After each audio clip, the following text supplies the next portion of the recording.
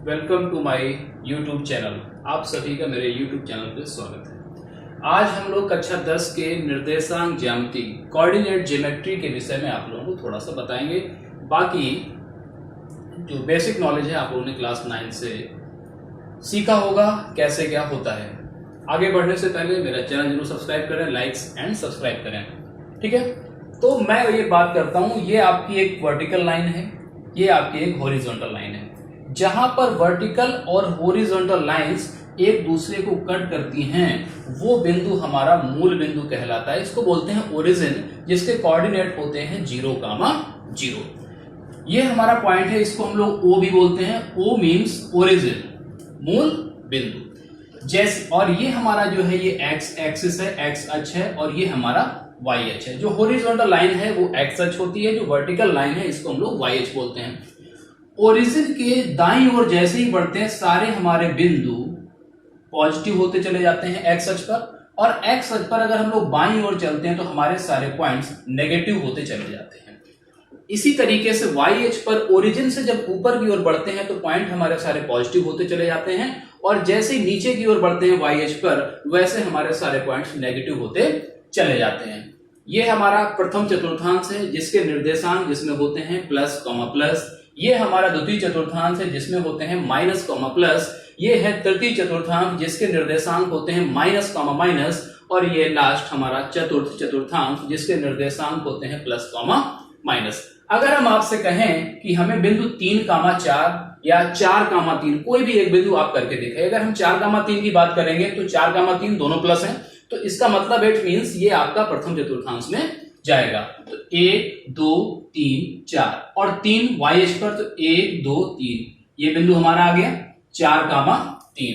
अगर ऐसे ही हम करें कि बिंदु 1, -4 तो प्लस कॉमा माइनस, चतुर्थ चतुर्थांश में है तो 1 और माइनस इधर, तो ये बिंदु हो गया 1, -4। ये सारी बातें क्लियर है।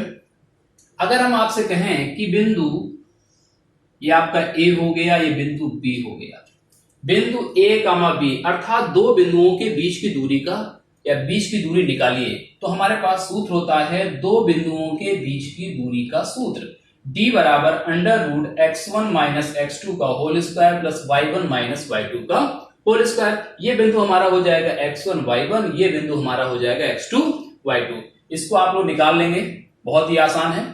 अब हम लोग आगे बढ़ जाते हैं। एक सूत्र होता है त्रिभुज के क्षेत्रफल का सूत्र।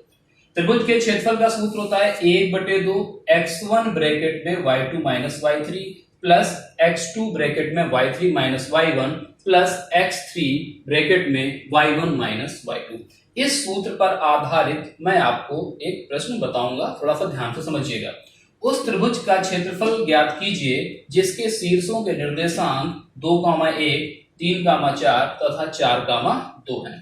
तो जाहिर सी बात है, पता चल रहा है कि आपका x1 y1 हो गया, ये x2 y2 हो गया, ये x3 y3 हो गया। आप लोग इस सूत्र पर मान रख सकते हैं, लेकिन मैं आपको थोड़ा सा इस विषय में एक ट्रिक के माध्यम से बताऊंगा जिससे आप लोग ये प्रश्न बहुत आसानी से और बहुत जल्दी से लगा लेंगे। बात हमें करनी है त्रिभुज का क्षेत्रफल। तो सूत्र में आगे क्या होता है 1/2, तो मैंने 1/2 लिख दिया, लेकिन हम ये सारी चीजें नहीं लिखेंगे। आप लोग चाहें तो इससे भी लगा सकते हैं, या मैं जो ट्रिक बता रहा हूं उससे भी लगा सकते हैं। ये आपका 2,1 है तो हम लोग लिखेंगे 2/1। फिर है आपका 3,4 तो लिखेंगे 3/4। फिर आपका है 4,2 तो लिखेंगे 4/2। ये तीनों हमने बटे पे लिख लिए, और जो आपका पहला वाला है उसको भी अंत में लिख लेते हैं। मतलब क्या है आपका पहला वाला 2,1, या लिख सकते हैं 2/1। ये सारी बातें क्लियर है।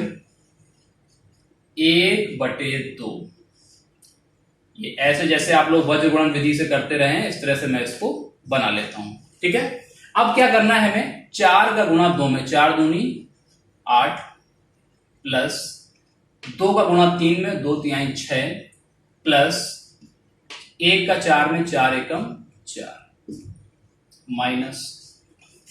अब क्या करेंगे, 1 का गुणा 3 में 3 एकम 3, 4 गुणा 4 में 4 चौको 16, 2 दूनी 4, 1/2, 8 6 14 और 4 18, माइनस 16 3 19 और 4 23। ये आपका आ जाएगा 1/2 इंटू 18 में 23 घटाएंगे माइनस का 5, यह आ जाएगा माइनस का 5/2। 5/2 आ गया माइनस का, या इसको हम लोग लिख सकते हैं माइनस का 2.5। माइनस का 2.5 है। त्रिभुज का जो क्षेत्रफल है वो ऋणात्मक नहीं आता है, तो हम लोग लिख सकते हैं त्रिभुज का क्षेत्रफल, माइनस चिन्ह छोड़ देंगे तो आपका आ जाएगा 2.5।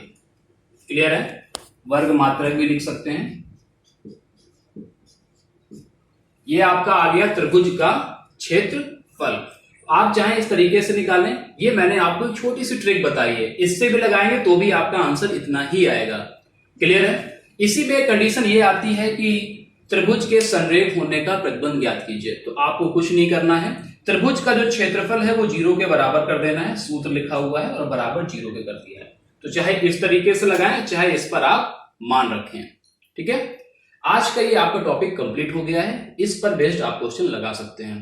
और फिर आपसे एक बार कह रहा हूं, चैनल को लाइक और सब्सक्राइब जरूर करें। धन्यवाद।